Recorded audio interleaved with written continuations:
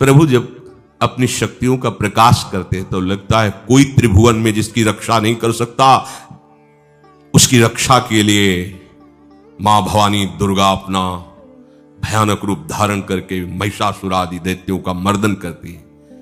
प्रभु है उस रूप में, दूसरा नहीं है। उनकी सामर्थ्य कितनी है? दुर्गा कोटि अमित अरिमर्दन। हरि की सामर्थ्य कैसी? अमित दुर्गाओं जैसी। 1 करोड़ अरब नहीं, अमित दुर्गाओं जैसी दुष्टों का मर्दन करने की सामर्थ्य। अमित था नहीं कि कितनी सामर्थ्य है। एक दुर्गा रूप में जब हरि प्रकाशित होते हैं तो त्रिभुवन में कोई सामने खड़ा होने वाला नहीं होता। मां भवानी जिस समय अपने स्वरूप में आती किसी की ताकत नहीं है। ये शुंभ निशुंभ इतने बलवान दैत्य थे, त्रिभुवन में कोई इनका बाल बांका भी नहीं कर सकता था। स्मरण किया समस्त देवताओं ने तो भगवान से ही शक्ति का प्रादुर्भाव हुआ। इतना सुंदर रूप मां भगवती का।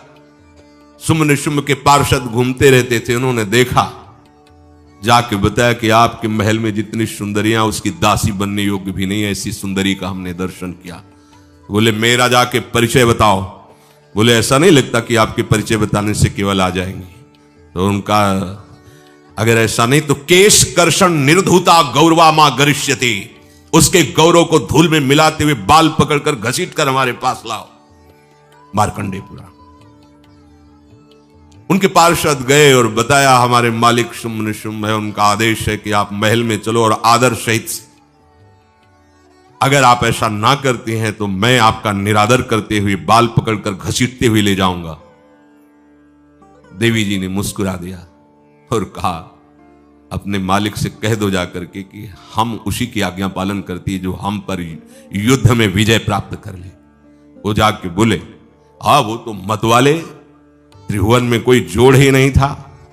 आए और उद्दंडता पूर्वक वचन बोलने लगे। माता जी ने कहा बस तब तक बोल ले जब तक मैं मधु का पान कर रही हूं। बस ये पान करते ही तेरी जीवन लीला समाप्त हो जाएगी। ऐसा ही हुआ। जो ही पान करके सिंह पर सवार होकर गर्जना की, सारा का सारा अहंकार धूल दूषित हो गया, काट के फेंक दिया। ऐसी अनंत अमित दुर्गाओं जैसी सामर्थ्य हमारे प्रभु श्री हरि में, अमित दुर्गाओं जैसी, क्योंकि अनंत शक्तियों के स्वामी हैं। उनकी लीला में क्यों में हो? अरे वो जब करुणा करते हैं, अपनी महिमा से उतरते हैं, तो भक्त जब ऐसे कर देता है तो डरप जाते हैं। माधवदास बाबा ने कहा नहीं चलना तुम्हें ब्रज में, हम तुम्हारी कहां तक सेवा देखेंगे, तुम्हें बाल भोग राजभोग। बाबा जी हैं, कभी मिला कभी यहीं रहो। कोई बाबा आपके बिना नहीं रह सकते। दोबारा बोल नहीं पाए जगन्नाथ। ये सुन करके हृदय बलिहार होता है। ओ ऐसे सामर्थ्यशाली प्रभु अपने भक्त के प्रेम प्रणय पर भी कितना डरते हैं। ये भक्त नाच पड़ता है। ये कुतर्क की संशय की वृत्ति यहां प्रवेश नहीं करती। दुर्गा कोटि अमित अरिमर्दन। अमित गिनती नहीं ऐसी अनंत दुर्गाओं जैसी शक्ति हमारे प्रभु में विराजमान है।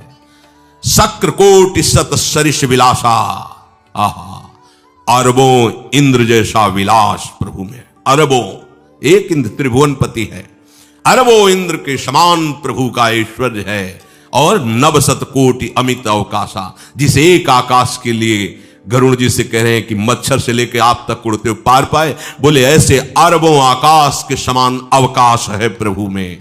मरुत कोटि सत विपुल बल, रवि सत कोटि प्रकाश, शशि सत कोटि सुशीतल, समन सकल भव त्रास।